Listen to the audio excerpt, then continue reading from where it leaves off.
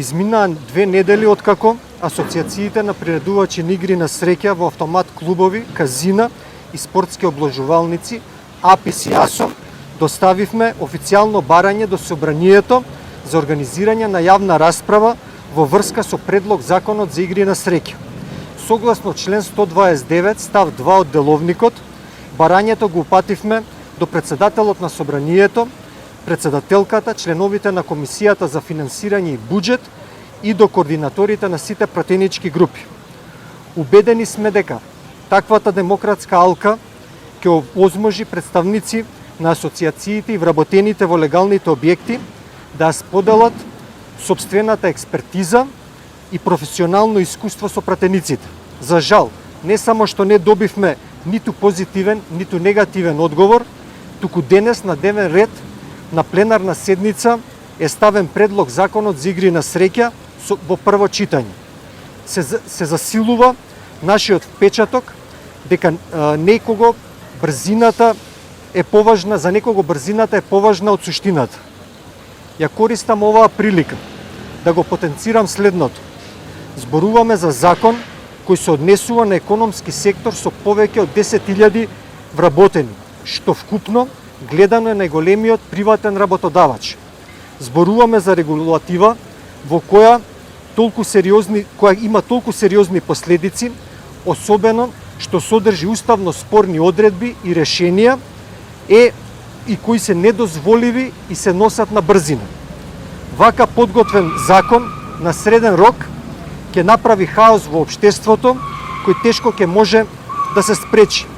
Затоа сметаме дека е неопходно во законодавниот дом да ги соочиме аргументите и најважно се јавноста да добие точна представа за тоа каква штета ќе предизвика усвојувањето на овој предлог закон. Долг период игрите на среќа се цел на негативна кампања во која се нафрлаат разни клевети. Легалните објекти не се закана за младината.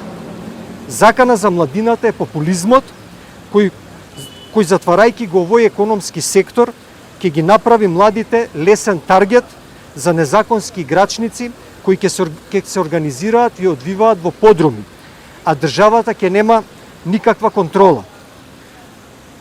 Голем дел од нашите членки имаат капитал од Европската Унија. Станува збор за општествено одговорни компании кои донираат во јавното здравство, спортот, културата. Покровители се на многу хуманитарни акции и до сега низ различни примери покажале и докажале дека се искрен и стабилен партнер на заедницата.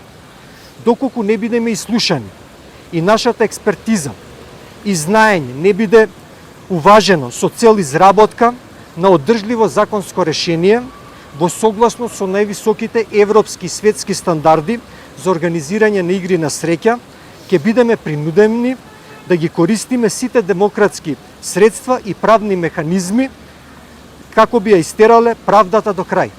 Денес сме излезени заедно со нашите вработени пред Собранието да испратиме една многу јасна порака до пратениците. Кажете не на овој деструктивен предлог Закон за игрите на среќа и за забавните игри. Отфрлете го ова решение кое што ќе значи крај за легалната дејност и кое ширум ќе отвори вратата за сивата економија и криминалот.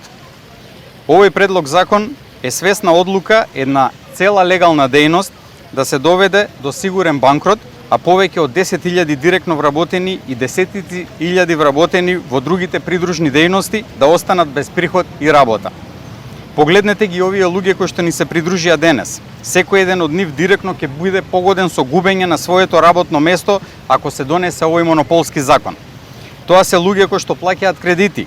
Голем дел од нив се родители кои планираат иднината на своите деца. Сите тие се луѓе кои што ќе останат на улица и без своите приходи.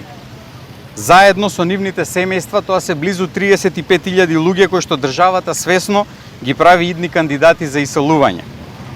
Сакам јавно да ги прашаме пратениците. Дали навистина верувате дека со затворањето на легалните објекти ќе ги заштитите младите? Оваа мерка ќе даде тежок контраефект. Со затворањето на легалните објекти вие директно го отварате просторот за нелегалната црна економија. Ја враќате Македонија во 90-тите години, а оние кои криминално сакаат да се занимаваат со оваа дејност веќе тријат раце. Обложувањето нема да исчезне, туку ќе се врати по темните подруми. Ние сме првата легална бариера која апсолутно го почитува законот, кој што врши контрола на лични карти, не дозволува пристап на малолетници. Кога ќе не затворите нас, ја оставате играта на црниот пазар кој работи само за профит, каде нема контрола на идентитет и никој не штити малолетници. Дополнително, 350 милиони евра кои годишно легално се слеваат во државниот буџет ќе бидат префрлени директно на црниот пазар. Ние како асоциација никогаш не сме биле против регулација, но ниту една институција досега не повика да ги слушне нашите предлози за подготовка на закон по европски стандарди. Дополнително, ниту една институција досега се нема одзвено на нашите бројни барања за средба за соработка при уредување на дејноста. АСО многу пати има понудено конкретни решенија базирано на три основи. Прво, поригорозни казни за непочитување на забраната за влез на малолетни лица. Второ, наместо државен монопол кој се предвидува со овој закон, бараме либерализација на онлайн пазарот за легалните приредувачи, со што ќе се создаде природен баланс и ќе се овозможи на државата да има апсолутна контрола. И трето, нудиме наши ресурси за развој на национални едукативни кампањи во соработка со институциите. Но бидејќи институциите немаат слух за нашите повици за соработка, денес нашите барања се недвосмислени. Бараме итно повлекување на овој штетен предлог закон и отворање на вистински диалог со сите засегнати страни. Доколку пратениците одлучат, без јавна расправа, да го изгласаат во прво читање, ние остануваме на ставот дека ќе ги искористиме сите механизми да го одбраниме легалниот пазар. Нема да дозволиме ваков упат, кој значи монополизација и штитење на нечии лични интереси на грбот на илјадници работници.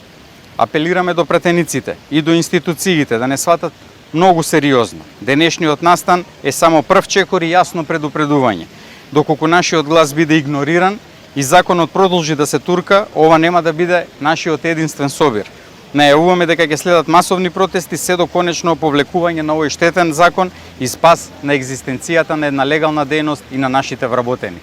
Ви благодарам.